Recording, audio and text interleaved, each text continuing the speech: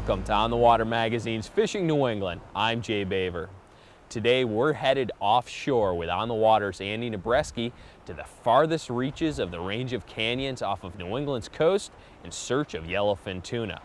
Then we're going to join On the Water's Chris Megan and Neal Larsson, who take their families on a trout fishing adventure. Now let's join On the Water's Andy Nabreski with Captain Duane Gelzer and Tom Lekstrom on an overnight trip to the canyons in search of yellowfin tuna. We got the call at the office at 9:30. There were 2 spots open on the boat, and they were leaving for the canyons at noon.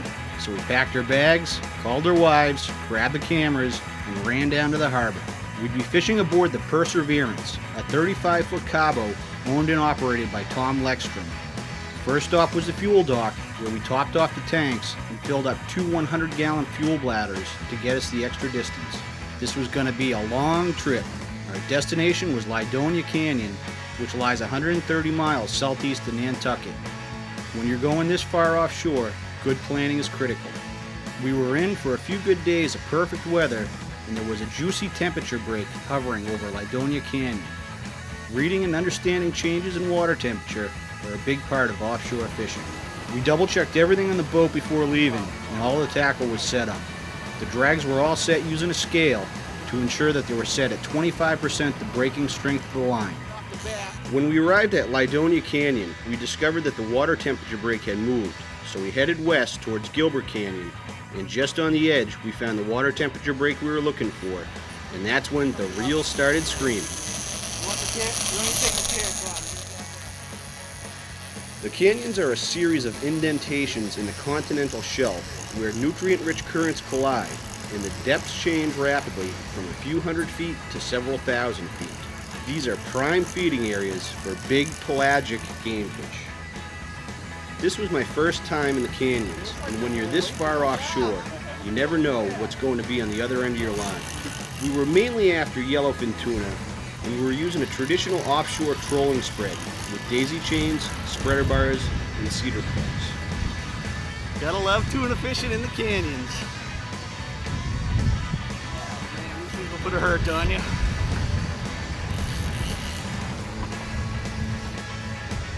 We ain't chasing no bluegills or tommycods here.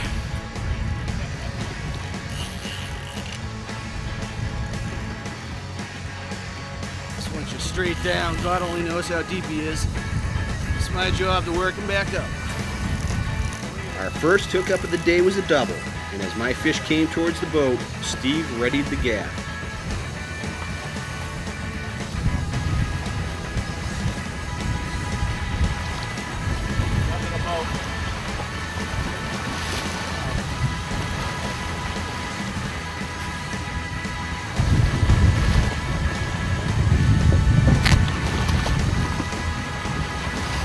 There we go.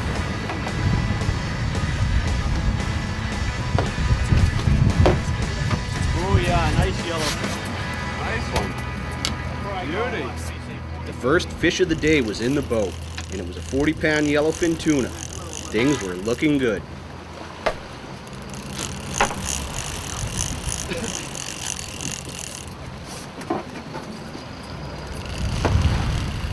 That's what I'm talking about right there. Yellowfin tuna in the canyons. Doesn't get any better than this. Beautiful fish. Absolutely tremendous fighters. What else can I say? Let's get this guy in the cooler. Get Tom's fish in. Do it all over again. Alright, we just got to the edge of Gilbert Canyon right off the bat. Boom, boom, double hookups. I got a nice yellowfin. Looks like Tom's got the same here. We're gonna try to leader this fish, get the gaff in it, bring him in the boat.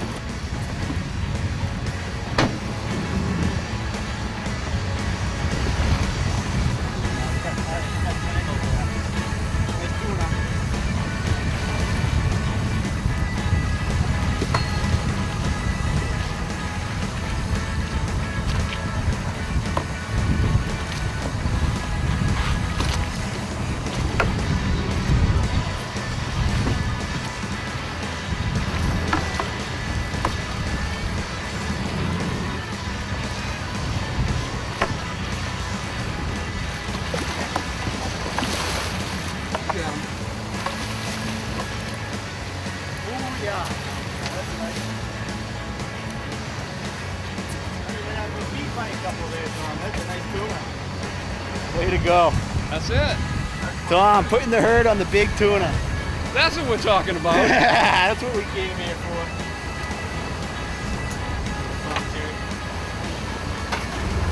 And he's smiling. Check that out. Check out those colors. Absolutely beautiful fish. And what a Built fighter. for speed. You can see he's got these grooves built right into his body here. They're going full speed. Those fins just tuck right in. Same in the top. Totally just built like a torpedo. Absolutely. Very nice, Tom. Nice one. Let's give it a buck. Oh, you never know what you're dealing with when you're out in the canyons. Be a tuna.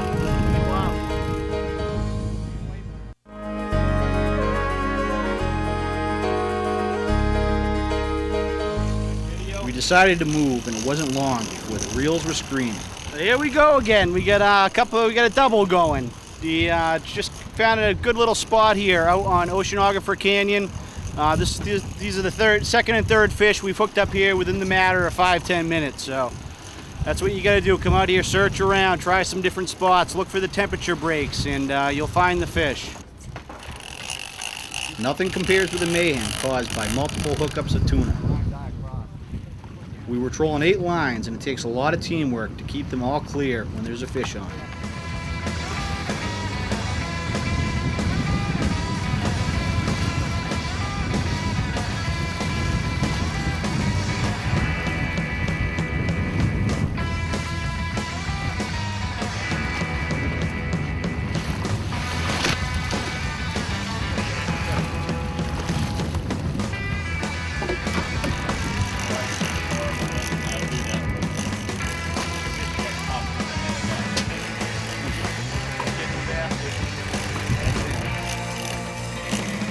I can probably do it. We were trolling a variety of lures that day, but the good old green machines were the clear-cut winner. We've got a few tuna on cedar plugs and spreader bars, but most of the action was on the green machines.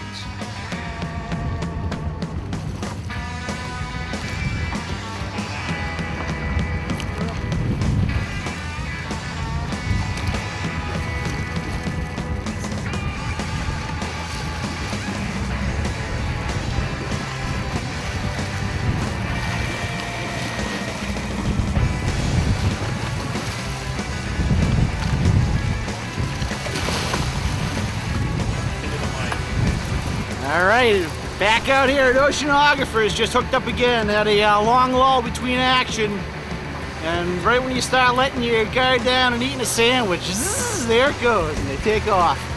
This feels like a pretty good fish. Stripped a lot of line off the reel right off the bat. Still is. He's still going. Now there's a lot of tough fish out there, but there's really nothing that compares with a good-sized tuna. They hit so hard and so fast that they can easily take 100 yards of line right off the bat. They tend to make a couple of huge runs, but once you turn them, you break their spirit. Then it's a long, slow, painful tug of war. Oh, you never know what you're dealing with when you're out in the canyons. Could be a tuna, could be a wahoo, could be a white marlin, could be a blue marlin. I don't think it's a blue marlin.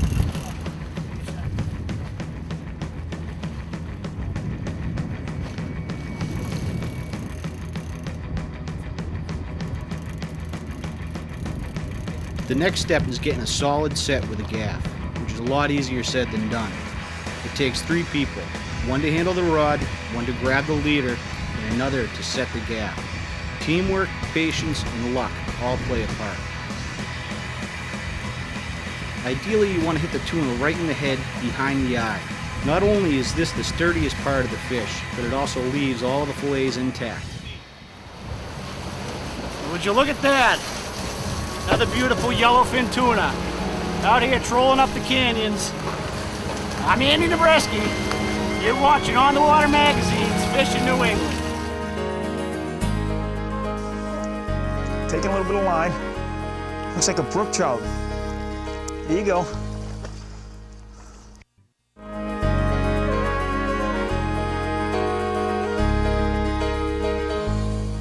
Taking kids fishing can be one of the most enjoyable trips you make all season long. And if you're going for trout, the floating bait method can be one of the most productive. Let's join On the Water's Chris Megan and Neal Larsson, who take their families fishing for trout on a small pond where the action is fast and furious and fun is had by all. My family joined Chris Megan, his son Connor, along with Connor's friend Taylor Holmes for a day of trout fishing with the kids. We use floating rigs with PowerBait. They're simple to set up and they just plain get kids catching fish. The basic floating rig consists of an egg sinker, barrel swivel, leader, and hook. Attach your egg sinker to your main line, then tie the main line to a quality barrel swivel. Attach 1 to 2 feet of leader and then your hook. Once you cast your rig out, reel up your slack so that the barrel swivel seats itself against the egg sinker. Your bait will now float right in the trout's strike zone. The trout will be cruising, looking up and ahead for food. The bright-colored PowerBait will get their attention and the strong smell will seal the deal. What we're doing here, we get some sand spikes. We're setting up, just leaving in, watching the tip, or in some cases the bobber. Doesn't have to be anything extravagant. If you forget your sand spike at home, you can still get out here, a little Yankee ingenuity. What we have right here is just that, Yankee ingenuity. We've got the Y cut. Hop up into the woods, grab a stick with a Y, shove it in the ground, put the rod in. Now I got my trick here, which is the bobber. I can see that a little bit better. My eyes are getting old, and sometimes the rod tip blends in as a little bit camouflage with the treetops. So I use the bobber, and that works great for me. But hey, you don't need anything extravagant. Come on out here, get the kids out, and have some fun, get fishing. There you go, just bring them.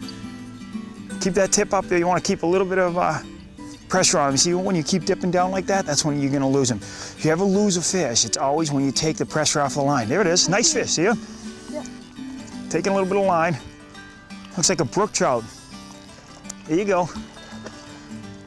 Smaller guy. Oh, this is a nice size for here. There you go, bring them right up there. You got it? All right, hold on.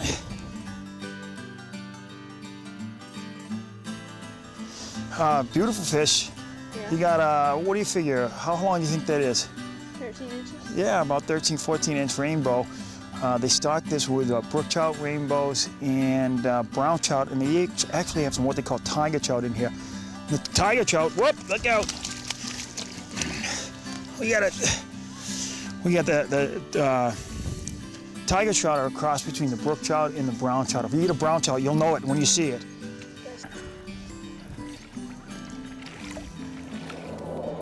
Go ahead, pick it up and set the hook. Pull back. There you go.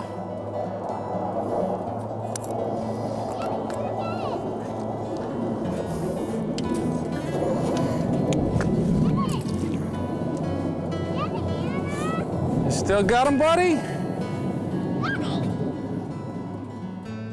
Ooh, he's a pretty guy. He is a pretty guy, huh? What do you think, Anna? Yeah, that's okay. Last spring, Anna caught a 16-inch rainbow trout. You want to take him yourself? Ooh. Aptly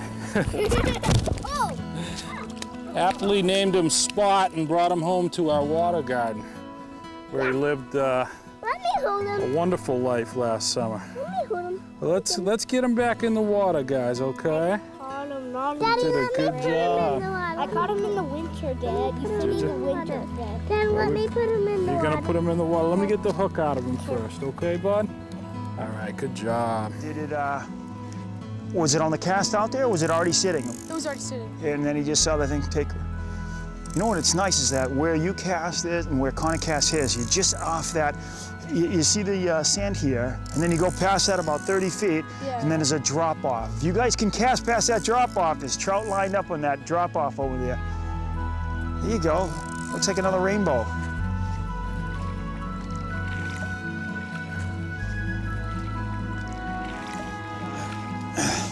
But these are nice trout we're picking up in here. These are all about the same size as Connor's. Let me wash this off and then you can hold it. Did it hit right away? I'm gonna go ahead and clean this guy up.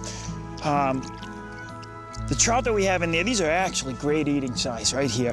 We're using PowerBait and some power eggs. The fish are coming in, they're floating off the bottom by about a foot and a half. The trout are inhaling them and they're in a sense gut hooking themselves. So what we're doing is we're gonna go ahead and keep some of these trout. The ones we can release and we know that the fish is in good condition, we're gonna release them. But these fish are excellent eating. And we're gonna go ahead and take about 4 or 5 of them and have a fish fry with these guys. They haven't had trout before, and a lot of these guys are excited to catch a trout, but we're gonna go ahead and keep these fish. Oh, this looks like it might be a brookie. That is a brookie, I think. That is a brookie.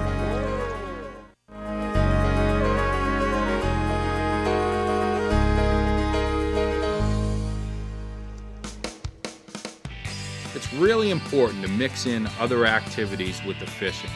A cookout or a game of catch is the perfect way to break up the day, then recharge the batteries.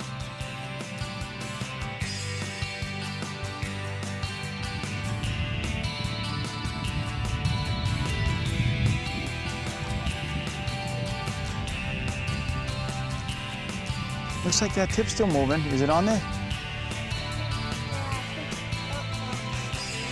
Keep reeling, bud. He might come right at you sometimes. He's over there. Looks like he's swimming that way, huh? Oh, yep. There he comes. Oh, this looks like it might be a brookie. That is a brookie, I think. That is a brookie. Whoa! This is a pretty fish. Come here, buddy. I know you don't like to touch him, but come look at this guy. See how pretty he is? You can see the little red dots right there. Real pretty little brook trout. Whoa! All right. First brookie of the day. The best way to start kids fishing is to come up with a simple technique to make sure they get catching.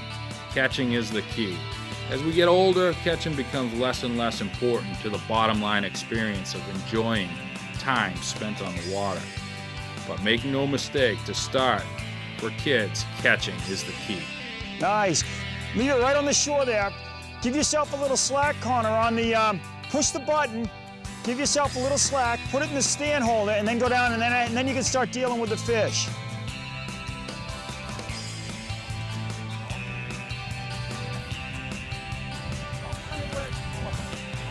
Chris was like the Pied Piper, as the kids literally came out of the woodwork to see the stringer of fish. These kids were fascinated with the trout. Put this on the, look at this trout. Look at the colors on these fish, huh? We're gonna go ahead and put the stringer on them. Andy, do you wanna put the stringer on? Right behind you, grab that rope out. Pull that rope right out of the ground over there. Pull that right out of the ground. Whoop. I never hold it.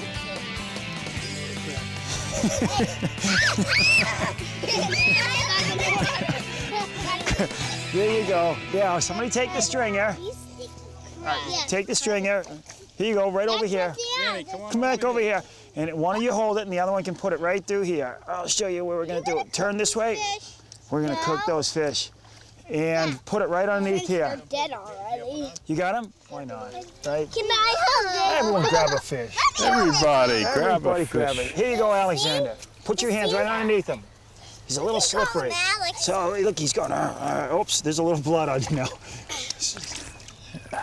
Sometimes they go for toes. Oh yeah, watch out.